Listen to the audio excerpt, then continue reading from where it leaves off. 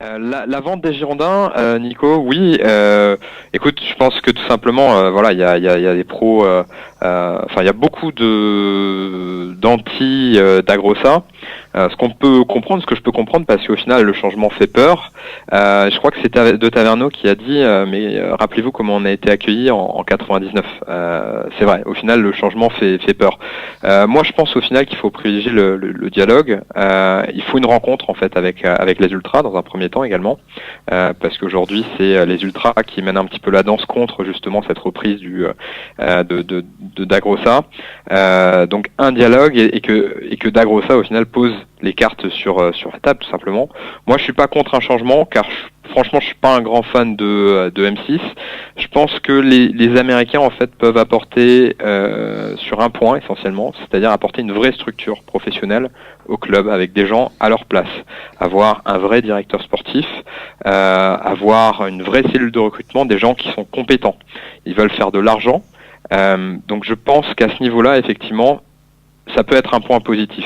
Maintenant, j'aurais préféré avoir un businessman français. C'est vrai que là, le mec arrive, on connaît pas trop sa carte d'identité au final. C'est pas trop, qu'il a fait par le passé. Donc en gros, moi je suis pour, mais je veux du dialogue, je veux de la transparence, et sur le fond, je pense vraiment que ça peut être bénéfique pour la structure du club. Mais la question, c'est de savoir est-ce qu'on peut rivaliser aussi avec les autres grosses équipes, avec seulement 80 millions sur 3 ans. Ça, j'ai peur que ça suffise pas. Donc si je résume ta pensée, tu n'es pas contre, au contraire, tu penses que la vente pourra apporter plus de professionnalisation. Ouais, je pense que c'est ça. Moi, on sent bien de toute façon, même s'il veut partir. Enfin, je veux dire, c'est inévitable. Maintenant, Dagrosa est en position de racheter le club. Je pense que ça va se faire. Je vois pas comment ça pourrait ne pas se faire, même si ça prend un petit peu de retard. Mais effectivement, je pense que clairement, ça peut apporter une autre vision, une vision un petit peu plus moderne d'une structure d'un club professionnel. Maintenant. Voilà, ça reste à être confirmé. Et clairement, c'est toujours un risque quand il y a une reprise d'un club, et on a toujours peur parce que on a vu des exemples d'équipes qui se sont cassées la gueule après une reprise. Maintenant, c'est validé par des instances. Il va y avoir une audition là dans les prochains jours avec la mairie de Bordeaux, si je me souviens bien. Bordeaux Métropole, le 11 octobre. Voilà, je pense que c'est bien effectivement d'avoir la possibilité d'échanger aussi avec les élus. Je pense que c'est quand même ça montre aussi que la ville tient à son club également. Je sais pas si c'est comme ça que ça marcherait dans les autres villes en France. C'est une question que je me pose. Mais voilà, je pense que de toute façon c'est en quelque sorte inéluctable. Et effectivement, je pense que ça peut apporter sur la professionnalisation du club et sur son efficacité au niveau de sa structure. D'accord. Jonathan, tu voulais réagir ? Oui, alors moi déjà, quand M6 est arrivé, c'était en 99, c'est ça, c'était après le titre de champion qu'on avait eu. Moi, j'étais pas contre l'idée justement parce que déjà on est champion et en plus M6, pour moi ça me parlait parce que c'est quelque chose qui est connu et moi je me disais, le club il va prendre une autre dimension. On a quand même eu juste après des joueurs comme Savio, Paoletta, etc. Ils ont quand même après le football n'était pas du tout pareil, c'était il y a 15-20 ans maintenant. Effectivement, il y avait moyen de faire quelque chose à l'époque à Bordeaux. Malheureusement, il y a eu des bonnes périodes, il y a eu des plus mauvaises. Voilà, les transitions étaient très mal gérées, notamment après le départ de Paoletta et notamment après le titre où ça a été très mal géré. Voilà, c'est comme ça. Maintenant, Monsieur Dagrosa arrive en disant je veux faire quelque chose de bien dans ce club. C'est super ce que tu dis. Par contre, quand tu me dis que tu investis 80 millions en 3 ans pour concurrencer Paris, je me dis tu connais rien au foot. Quand le mec nous parle justement, je l'ai vu passer sur beIN et sur RMC, etc., quand il nous dit j'ai investi 80 millions pour être champion de France, je me dis t'arrives déjà un peu en retard. Paris, maintenant, ils sont installés. Il y a Monaco, il y a Marseille, il y a Lyon qui est installé. Lille qui a un projet qui a l'air assez intéressant aussi, mais j'attends aussi après des preuves à ce niveau-là. Mais je me dis que maintenant, pour un investisseur qui dit « je veux être champion de France », il connaît rien de la Ligue 1. Non, mais ça, c'est de la com, ça. Très sincèrement. Oui, non, mais on peut pas, à Bordeaux, on peut pas dire avancer ça. Bordeaux, c'est... Il s'est repris après, hein. Je me fais un peu l'avocat du diable. Il s'est repris et il s'est dit bien sûr qu'on va pas les concurrencer. Il se dit, sur le long terme, on essaiera de rivaliser avec nos moyens à nous, qui sont pas du tout l'argent. Justement, et que justement, les fans de Bordeaux, ils disent par contre, mon garçon, on va voir que tu fasses attention à ton discours parce que là, ça va pas, il fait ce que tu dis, c'est pas possible. Très sincèrement, viens pas nous vendre du rêve, ça servira à rien. Très sincèrement, à Bordeaux, on est assez pragmatique en plus. On est des supporters qui très difficile et on a conscience de beaucoup de choses. On sait très bien que le club est en galère depuis des années, qu'on n'arrive pas à suivre justement le nouveau football business. Pour l'instant, on n'y arrive pas, ça se voit. M6 n'a pas pu le faire et c'est comme ça. Donc après, ils ont fait du bon boulot. Maintenant, ils n'ont pas su prendre le virage. Après 2009, ils n'ont pas réussi à suivre le virage. Mais c'est comme ça, tant pis. On a eu des bonnes années. Merci beaucoup. Maintenant, voilà. C'est sûr que c'est le moment de faire la transition. Mais Dagrosa, avec son système de prêt, avec son discours, avec tout ce que ça vaut, très sincèrement, quand je vois le temps que ça dure, ça fait depuis mars-avril, c'est ça qui... Oh, avant même. Ouais. Il négocie depuis la fin de l'année dernière. C'était décembre, janvier en coulisses, fin de l'année dernière, oui. Tout à fait, donc ça fait quand même 9-10 mois maintenant que ça dure.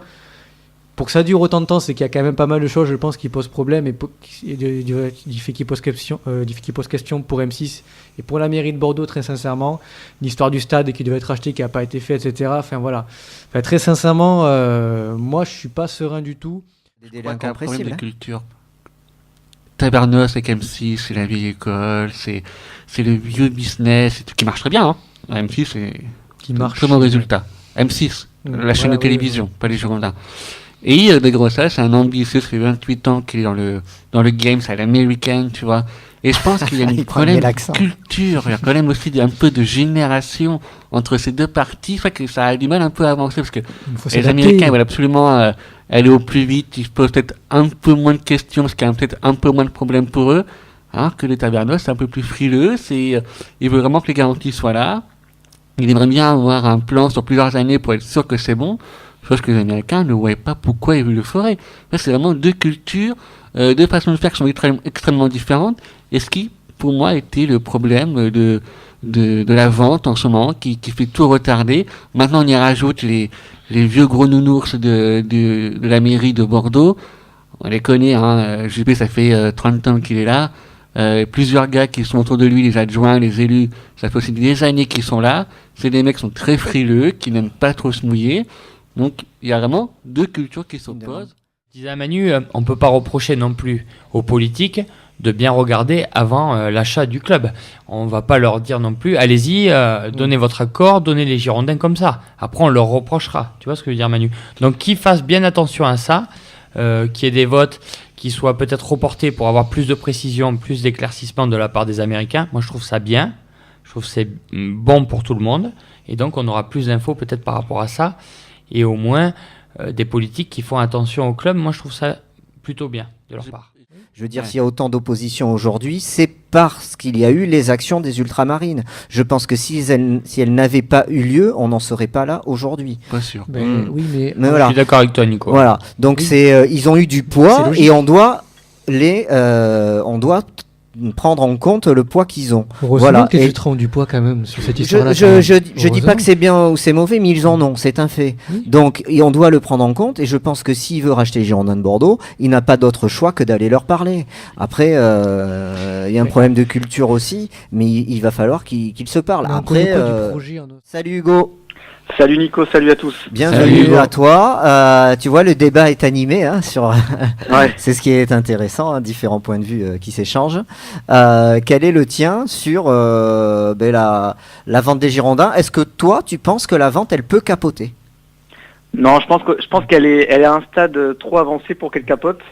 Et comme l'a dit De Taverneau dans les colonnes de Sud-Ouest, elle va se faire et ça va être acté dans les prochains jours.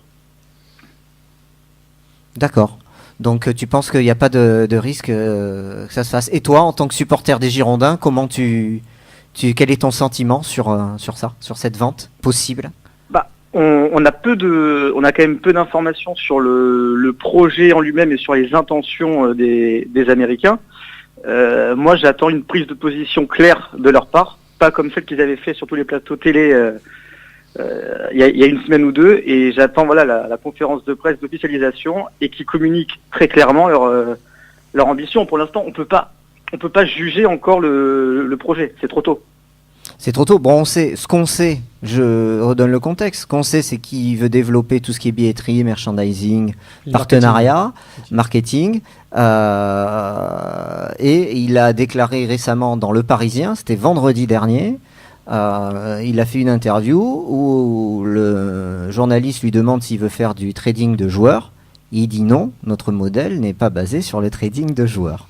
Voilà, donc c'est son projet. Et je précise, dernière chose, qu'il compte sur l'augmentation des droits télé de plus de 20 millions d'euros par saison dans 2 ans, je crois, un peu moins de 2 ans, pour gonfler le budget du club et en plus son investissement de 80 millions d'euros. Voilà où on en est aujourd'hui. Oui. Ton investisseur idéal, ça serait qui pour toi alors? Si c'est pas GACP, c'est qui? Qui est-ce qui pourrait? Parce que M6, ils ont dit ils veulent plus du club. Ils veulent revendre. Donc à qui revendre? Mais moi j'aime beaucoup le projet. Moi, un mec à la McCourt, ça m'irait très bien, quoi. C'est-à-dire un investisseur qui met ses billes perso, quoi.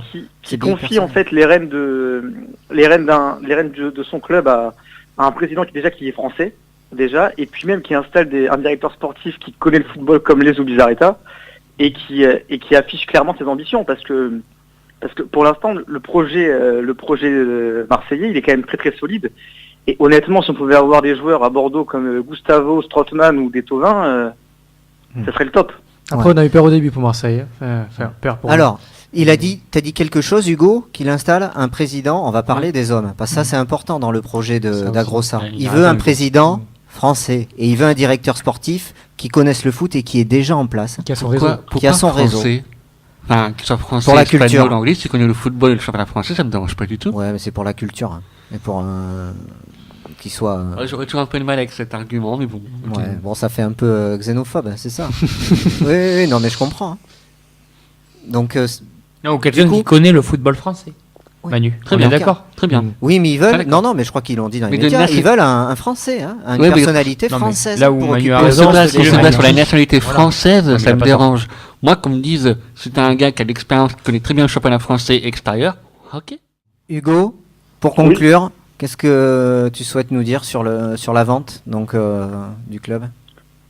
Moi, personnellement, j'espère qu'elle va se faire pour éclaircir un peu les zones d'ombre actuellement au sein du club, et surtout j'espère qu'elle va se faire aussi, parce qu'il va falloir peut-être faire un vrai mercato, et le mercato d'hiver peut être l'opportunité de démarrer fort en faisant signer 2-3 bons joueurs aux Girondins de Bordeaux.